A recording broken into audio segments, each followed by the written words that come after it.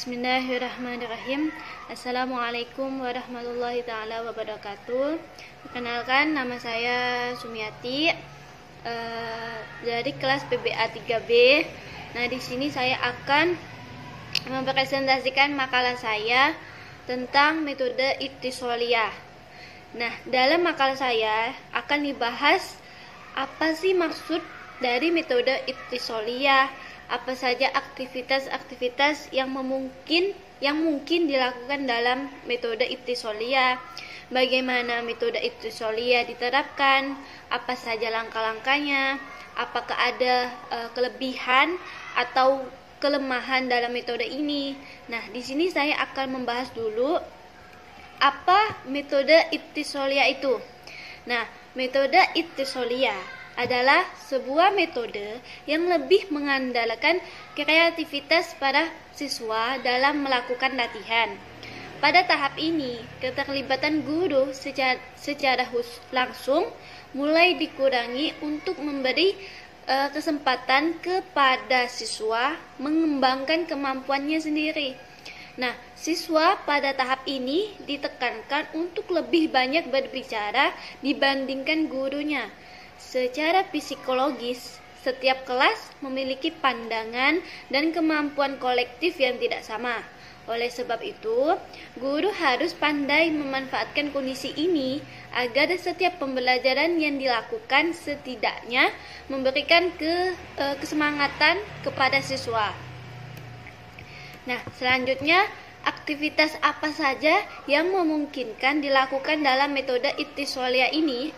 Nah, yaitu percakapan kelompok atau al-khiwar al-jami'i. Nah, dalam satu kelas siswa dibagi ke dalam kelompok-kelompok sesuai kebutuhan. Setiap kelompok diberi judul cerita yang sederhana. Sebelum latihan dilaksanakan, siswa diperkenankan untuk berdiskusi dengan teman-teman sekelompoknya. Nah, di dalam latihan ini, siswa bergantian mengatakan sesuatu yang disambung oleh teman-teman kelompoknya sehingga menjadi sebuah cerita yang lengkap. Selanjutnya ada bermain peran atau at-tamsil. Nah, pada aktivitas ini, guru memberikan tugas peran tertentu yang harus dilakukan siswa. Peran yang diberikan harus sesuai dengan tingkat penguasaan bahasa siswa. Tentu saja, peran yang diberikan pada tingkat pemula tidak sama dengan yang diberikan pada tingkat menengah atau lanjutan. Misal, ada sebuah anak yang namanya Ahmad, kita katakanlah namanya Ahmad kan. Dia nih ketemu sama ustadznya. Misalnya ketemunya di jalan atau di toko atau di mana gitu kan. Ahmad ini ingin menyapa ustadznya. Nah, contohnya kayak gini. Assalamualaikum ya ustadz. Ustadznya jawab, waalaikumsalam warahmatullahi wabarakatuh. Ahmad bertanya lagi, kaifa haluk ya ustadz? Ustadz menjawab, alhamdulillah bi khair.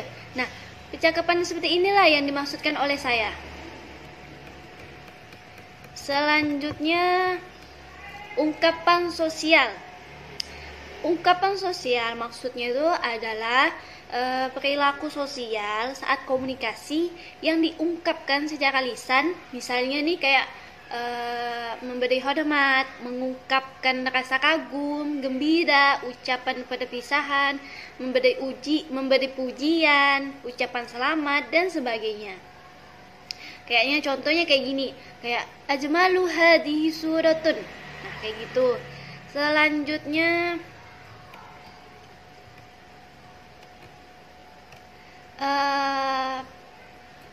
praktek lapangan. Nah, maksudnya adalah berkomunikasi dengan penutur asli di luar kelas. Tentu saja, aktivitas ini hanya bisa dilakukan di tempat-tempat yang ada penutur asli bahasa Arab. Praktek lapangan ini sangat penting bagi perkembangan kemampuan berbahasa Arab, sebab Berbicara dengan penutur asli secara tidak langsung dapat mengadakan koreksi pada bahasa dalam berbagai aspek. Selain itu, kegiatan berbicara di dalam lapangan dapat dijadikan ukuran perkembangan belajar bahasa tersebut. Nah, penutur bahasa ini kan di Indonesia nampaknya tidak banyak, tidak sebanyak penutur bahasa Inggris. Nah, mungkin hanya di tempat atau di instansi tertentu saja. Pada siswa bisa menemui mereka di kayak di kedutaan atau di lembaga-lembaga pendidikan yang mendatangkan penutur asli bahasa Arab. Selanjutnya, pemecahan masalah. Biasanya disebut dengan diskusi. Nah, aktivitas ini tujuannya untuk memecahkan suatu masalah yang dihadapi atau mengadakan sebuah kesepakatan tentang suatu planning. Diskusi ini lebih tinggi tingkat kesulitannya dibandingkan dengan percakapan tadi atau hiwar. Sebab diskusi sudah melibatkan kemampuan menganalisa, menilai, menyimpulkan fakta. Nah, dalam aktivitas ini, guru juga harus mampu melihat tingkat kemampuan siswa dalam berbahasa Arab. Nah, mungkin kita selanjutnya bahas ke bagian bagaimana sih penerapan metode Ittisoliyah ini. Nah, tahapan paling krusial dari kehadiran sebuah pendekatan atau metode adalah tahapan penerapannya. Sering terjadi meskipun sebuah pendekatan atau metode baru tetap ditetapkan penggunaannya dalam kurikulum, tapi dalam praktiknya pelaksanaannya pengajaran tetap tidak beranjak dari pendekatan atau metode yang lama. Oleh sebab itu, pemahaman terhadap PK yang menjadi tren saat ini tidak cukup hanya pada tataran teoritis, melainkan perlu sampai pada tataran praktis. Nah, dalam tulisan ini akan saya sajikan pembahasan mengenai penerapan PK dalam penyusunan silabus, pemilihan dan pengembangan bahan ajar, serta pengembangan strategi belajar mengajar. Nah, yang dimaksud silabus di sini adalah garis-garis besar program pengajaran atau GPPP yang dalam sistem pendidikan kita bersifat nasional dan penyusunannya dilakukan oleh Balitbang, Departemen Pendidikan Nasional dan Departemen Agama, sementara pemilihan dan pengembangan bahan ajar dilakukan oleh penulis buku, teks dan pengajaran, sedangkan strategi proses belajar mengajar menjadi kewenangan para pengajar. Dalam kerangka kurikulum berbasis kompetensi atau KBK, saat ini penyusunan silabus diserahkan pada guru, namun berdasarkan GBPP yang telah ditetapkan dari pusat, di satu sisi menuntut pemahaman pada guru yang benar dan mendalam terhadap berbagai aspek pengajaran bahasa, dan pada sisi lain memerlukan GBPP yang fleksibel atau luas. Nah, agar tersedia ruang bagi guru untuk mengembangkan silabus yang sesuai dengan kondisi dan relevan dengan kebutuhan di lapangan. Nah, selanjutnya kita masuk ke bagian langkah-langkah penyajian metode Ittisoliyah.